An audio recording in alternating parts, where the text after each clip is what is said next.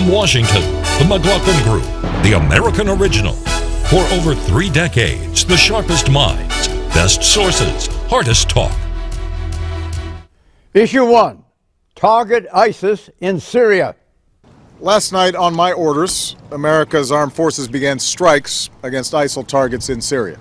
We were joined in this action by our friends and partners, Saudi Arabia, the United Arab Emirates, Jordan, Bahrain, and Qatar. The strength of this coalition makes it clear to the world that this is not America's fight alone. The war against the Islamic State, also known as ISIS or ISIL, escalated this week. For the first time early Tuesday, the U.S.-led coalition hit targets inside of Syria, expanding the war beyond the country of Iraq. The barrage included missiles fired from U.S. ships and U.S. and allied pilots dropping bombs on multiple targets. The first day of bombings hit ISIS' de facto capital of Raqqa in northeast Syria, a city ISIS had controlled for more than a year, and where it has training facilities and command centers.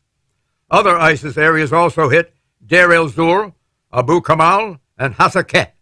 A second wave of strikes hit Syrian oil refineries that ISIS had seized to fuel its vehicles and to sell the Syrian oil on a black market that netted ISIS more than $50 million a month.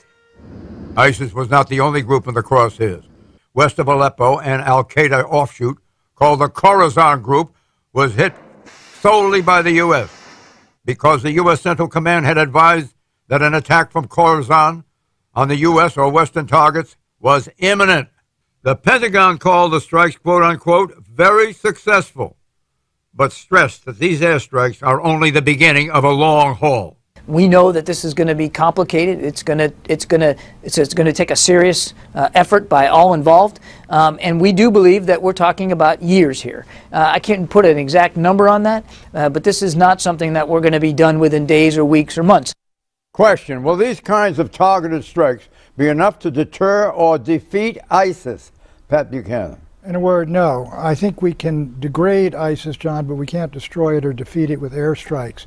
The key to ISIS is it is in Syria right now, and it's going to take ground troops to defeat it. But the only real ground troops there are ISIS and al-Qaeda in the north, and in the south, the Syrian army backed by Hezbollah and Iran. So we got no cards on the table in terms of ground troops in Syria. In Iraq, we've got no ground troops there. None of our allies are going to provide ground troops. What you have in the north is the Kurds who can defend Erbil with American air power. You have the Shia-dominated government in the south which can defend it, but you get out to Anbar, you get Ramadi, you get Tikrit, you get Mosul. There's no way we can take that back without ground troops. John, this is a strategy to deter and contain ISIS. You cannot defeat them ever unless you send in ground troops into both Syria and Iraq. Elena. Well, the airstrikes can brush back, they are brushing back ISIL, and they're necessary because you can't just let ISIL continue to take ground at will. They've already got like a third of Iraq, and they've got a safe harbor in Syria. So I think the airstrikes are appropriate both in Iraq and Syria. And I think the weak link, as Pat says, is ground troops and who's going to commit ground troops. And the $500 million to train Syrian fighters, the so-called moderates, that's going to take a while anyway. But the president is doing the right thing because this is really more, it's their fight. These countries over there are much more on the line than the U.S. is. And the coalition that he has put together with the 5 monarchies that stretch really from the more moderate Jordan to the more radically conservative Saudi Arabia is pretty impressive. And when you have a female fighter pilot leading the battle for the United Arab Emirates, which is a forward-thinking country, I mean, this is sort of looking at the future that's got to come together. They've got to protect their governments from extremism, and if they don't get in the fight, it's lost. And the president is right to stand aside, do what we can, but they've got to get in it. Okay, Syria reacts or doesn't, which speaks volumes. Buthaina Shaban is the media and political advisor to Syrian leader Bashar al-Assad. When President Obama raised the possibility of the U.S. striking within Syria 2.5 weeks ago, Shaban had this reply.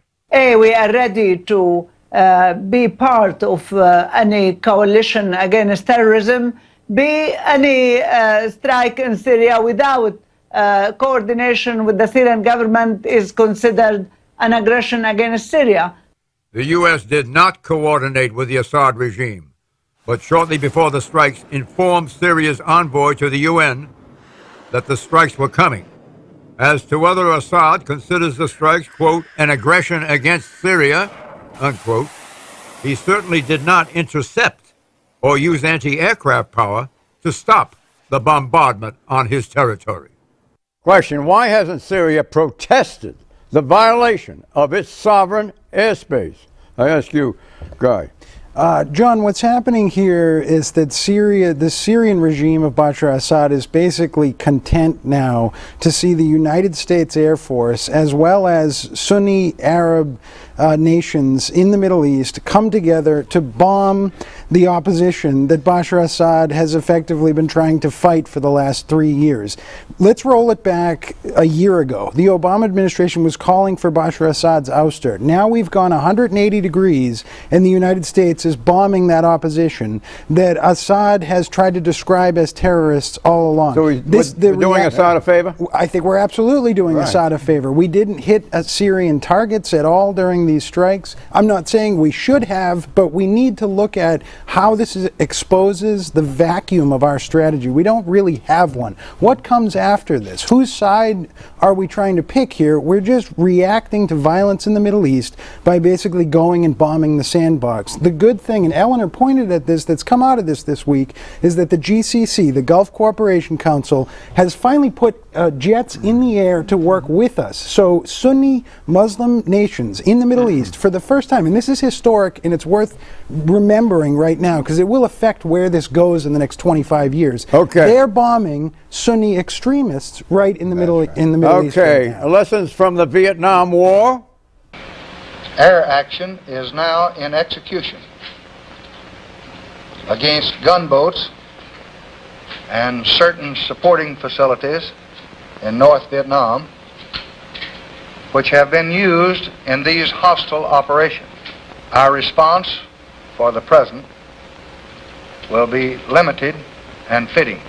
In 1964, President Lyndon Baines Johnson announced the first U.S. airstrikes against North Vietnam. Operation Rolling Thunder was supposed to last 8 weeks, but went on for 3 years. President Johnson opted for bombing North Vietnam because he wanted to avoid the issue of U.S. ground troops. Ultimately, he committed more than 500,000 U.S. forces to the Vietnam War. Lyndon Johnson's military escalation in Vietnam is the textbook study of mission creep. Is President Obama in danger of going down that same road? Mort Zuckerman. Sure, there's always that danger, but we're in a position that I'd like to describe as the evil of two lessers.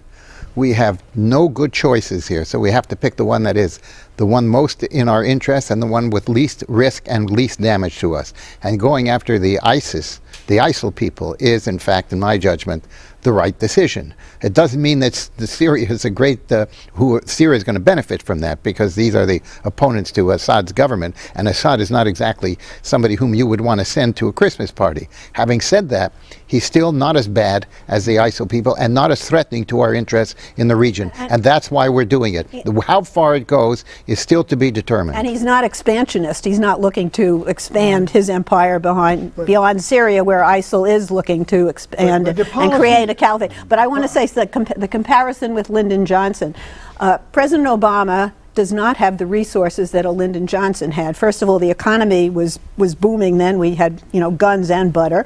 And secondly, there was a draft, so you had an unlimited amount of manpower. What's the point? The point is that this president is constrained by lack of resources, plus his own inclination. He doesn't want to get involved in another ground. Incoherent, excuse me, Pat, I get to finish a sentence.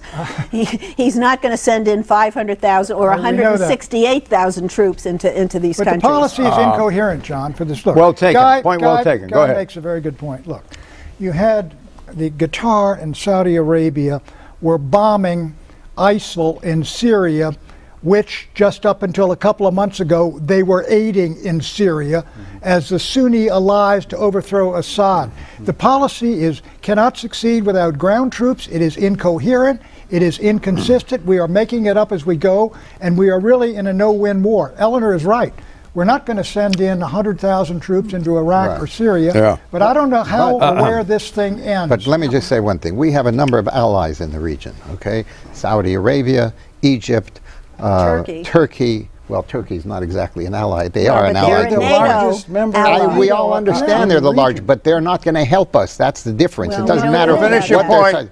We have to work to save those people and to prevent those people, because if ISIL really begins to explode, and I mean explode in terms of their expansion, they're going to threaten all of our allies. And that is exactly our allies have been aiding ISIL, Turkey included, a NATO ally, the 8th military army in the world. Justify Turkey. But why do we have Saudi to? Arabia and why do we Egypt, have for to example, save and Jordan? Why do we have to save? We have to keep. Why do we have to save them? We don't. Why can't they save themselves? We don't. That's why we're doing air power, and that's it. Hold on, I want to raise this question about Khorasan. Khorasan.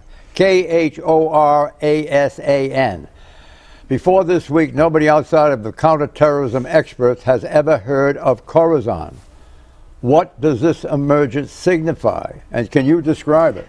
This is an absolutely eye-opening development in all of this. The leader of this group, okay, is a guy named Mohsen al-Fadli. We don't know yet if he was killed by Monday strikes. He was hiding out in Iran, outside of Tehran, for the last 8 years, identified by the U.S. intelligence community. And there are reports out there of this character and his role in financing people from the original core of Al-Qaeda, as the narrative went, that pulled off the 9/11 attacks. Al-Qaeda, the original Osama bin Laden core. This guy, it turns out, was hiding out near Aleppo in Syria and was targeted by these strikes on Monday night. It's kind of amazing that this was going on all separate from ISIL. Are there any Americans in Khorasan?